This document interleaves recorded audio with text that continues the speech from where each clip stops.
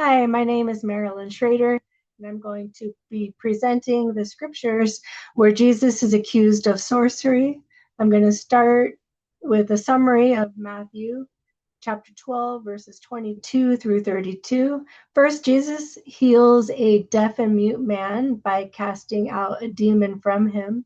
After the exorcism takes place, the crowd states, "This cannot be the son of David, can he?" However, the Pharisees stated, "Only by Beelzebul, ruler of demons, he casts out demons."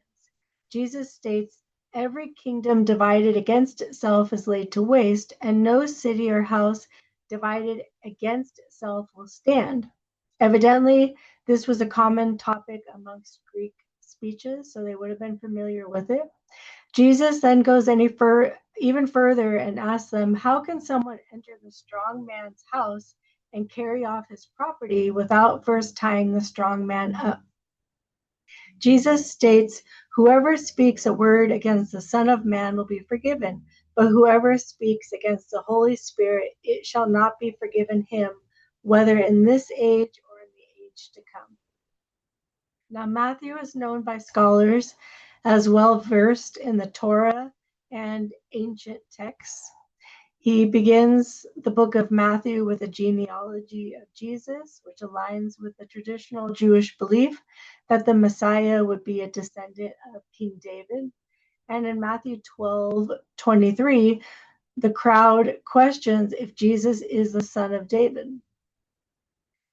Jesus in Matthew is also accused of sorcery by the Pharisees, which was a capital offense during this time in history. So it's definitely a step up from blasphemy. Why the Pharisees? Why were the Pharisees so against Jesus's exorcisms? It could have been because the Pharisees had been doing exorcisms, but theirs were done very magically and required ritual-like steps where Jesus just spoke with authority and the demons listened. So the only way the Pharisees could explain this is maybe he's doing them through the power of the demons, working with them. Another interesting thing I found from the commentary of Keener is in regards to tying up the strong man. Jesus overcame Satan during his 40 days of temptation in the wilderness. So he therefore tied up the strong man, and that is why he is able to ransack the strong man or cast out his demons. In contrast to Matthew, Mark does not refer to those he is in confrontation with as Pharisees, but rather the scribes. He also does not refer to a specific incident of exorcism, but rather to a generalized scenario in which Jesus is healing many. Mark is believed to be the first of the Gospels written and may have been written by a Gentile. This may explain why he is not as familiar with the process of exorcism and why he omits the statement "Son of Man," which is a messianic title. Luke and Matthew both state that the sin of speaking against Jesus is forgivable, but speaking against the Holy Spirit is not.